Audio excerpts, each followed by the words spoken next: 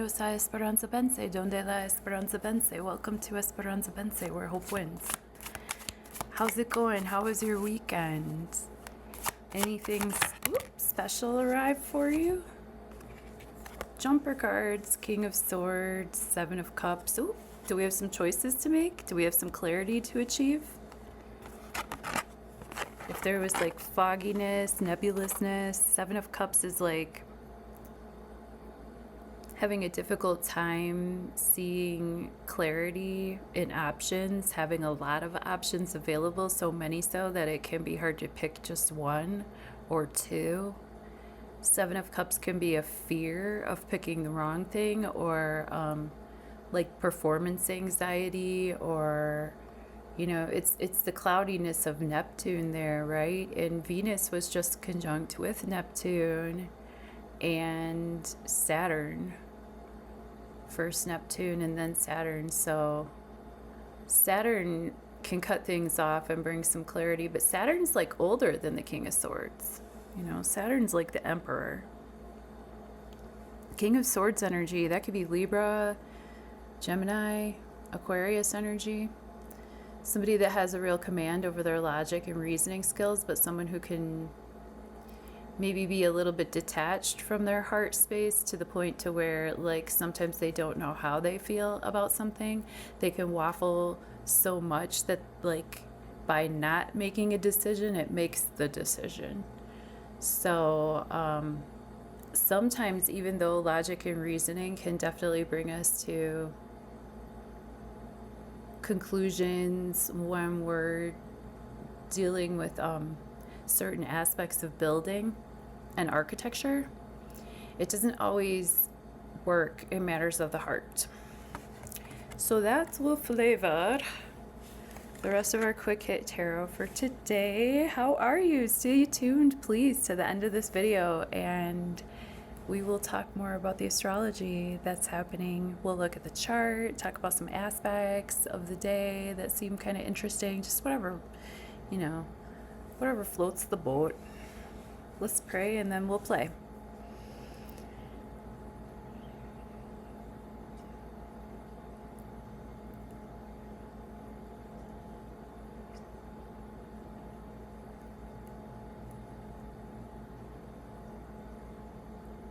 Okay. 9th of March, 2026, near past, present tense, near future. Alrighty. If you'd like your personal quick hit tarot, I sell these. I sell tarot by the minute, dog. No, not by the minute, but like by the 15. Page of Pentacles reversed. The Emperor reversed, speaking of. And then the Hanged Man. So I guess at the end of the day, it's an act of surrender. At the end of the day, it's Pisces vibes, 12th house vibes.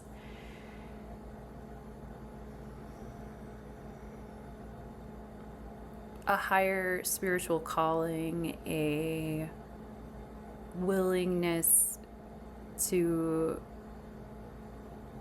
stillness, a willingness to stillness, a willingness to the stillness that rushes the blood to the head and gives that enlightened spark of clarity and sparkle and discomfort and sacrifice.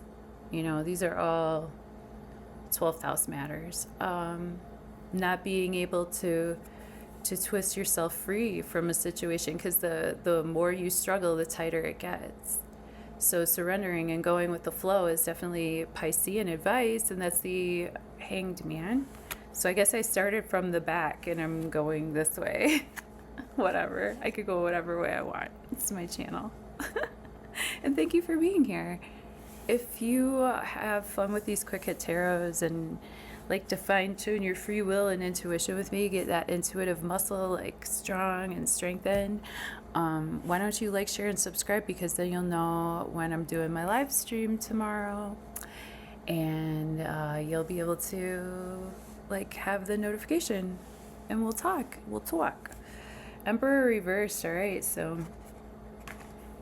that could be the feeling of a little bit of impotence, like aging to the point of disgrace, or having some level of needing to step down or lean towards the ones who are younger than you to finish what you've started in the Empire. Page of Pentacles reversed. Okay, so this was actually the near past position, so fine. Page of Pentacles reversed is somebody coming onto the scene who might be very materially driven, but with the Page of Pentacles upright, like, we're planting good seeds. We have a good command of our earthly presence. We understand what our place is in the realm. And we're also open to taking a novice mindset and, you know, understanding how to use our resources to be of best help, to promote the most growth, not just for us, but for everybody. This could be somebody who's a little bit more of a sugar baby, or whatever the word is for these people. People who maybe, I don't know what the word is for it, but it's a youngster or a person. Oh, it could be a Capricorn or Taurus or even a Virgo person, or someone with those ascendant signs that could use a little more support. Like, they just might not be coming into the situation with, I don't know, I don't like Page of Pentacles reversed right now with the Emperor, like, coming into the Emperor reversed vibes. But that's cool, because, like, I guess what, at the end of the day, like, we're flavoring this reading with our clarity. King of Swords cuts through a lot of, see, maybe the king picked up the sword that the emperor had to drop, you know what I mean? And maybe the king's gonna know what to do when presented with all of these different options, whereas the page and the emperor, like, the page is like new energy, youngster energy, youthful energy. If it's something on the earthly plane, because Pentacles is earth in the tarot, you know, this could just be in practical matters. This could be in the workspace. This could be somebody that represents new starts, but those new starts maybe have to have a redo now, or with the Mercury retrograding, we might be rethinking. Something about these two, though. The Emperor reversed and the Page of Pentacles reversed have a relationship, I feel like. And then, yeah, with the Hangman, it's just, well, you just got to surrender to the fact. Whatever the fact is for you. Let me know in the comments if any of these cards make sense, or if they're just like really pretty pictures, because they are really pretty pictures, aren't they? I love the artwork on these cards. Thanks for being here. Thank you for fine-tuning your free will and intuition with me today. God willing, we'll see you tomorrow, and stay tuned for the astrology now. See ya.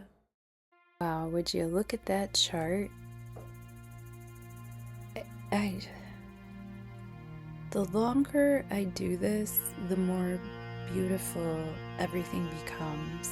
So thank you so much for doing this with me, and for looking at the astrology with me, and for getting your chart read together with me, and for talking astrology, and for offering me an opportunity to do this for a living, because I really appreciate it. What I see right away in this chart is, check this out. We got Neptune, Saturn, Venus, Pluto, Mars. We got the old 1, 2, 3, 4, 5. What does that sound? That sounds like a military march, doesn't it? And then it reminded me of that Black Moon Lilith energy at the top of the chart. Remember when Miss Queen Bey and her hive or whatever, remember when they were at Coachella and they did that marching band thing? So I'm wondering if her, or if somebody like that, might be more highlighted in the news cycle today, or you know, it's close to the midheaven of this particular chart, which I run for the morning time.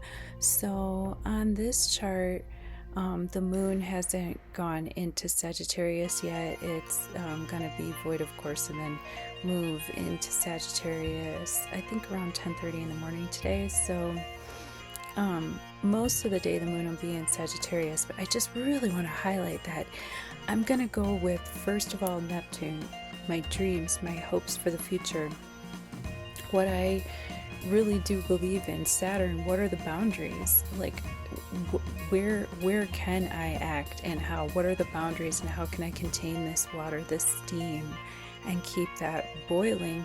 After that, I have Venus. How do I make this a beautiful situation? How do I actively make things more beautiful, even if I'm in this Aries situation of aggression and fire and force and militancy?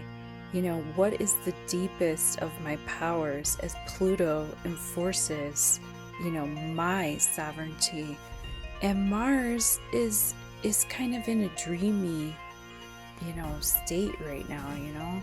Mars is not at the strongest. Mars has, like, you know, so I'd say, like, in order of energies, I'm gonna go with Neptune first, then Saturn. I'm gonna go with the dreams, then I'm gonna figure out how to get it done.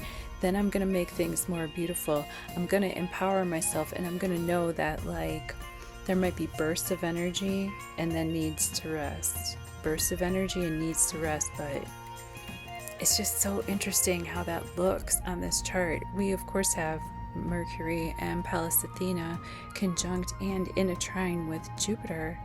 Well, that just really brings to me, like, a need for an expression of protection. Like, look at Pallas, look at Lilith. Lilith is at the top of the chart there in Sagittarius, beaming down her vibes, and Pallas is like deflected. I got Jupiter protected. Like, it's interesting to see how this all flows. Eris is down there trying to make trouble with Juno, trying to make trouble with Tradwife. And Tradwife is like, you know what? Chiron and I have some healing to do. And I see that you do too, Eris. But I'm over here staying faithful in Capricorn because I'm in it for the long haul. Okay? And Ceres is coming in to help and cut away cut away some of that nonsense. By the time they get together, you know, Ceres is a protector of home and hearth too. So it's, like, interesting how these feminine energies are all sparkling together. Love you, bye.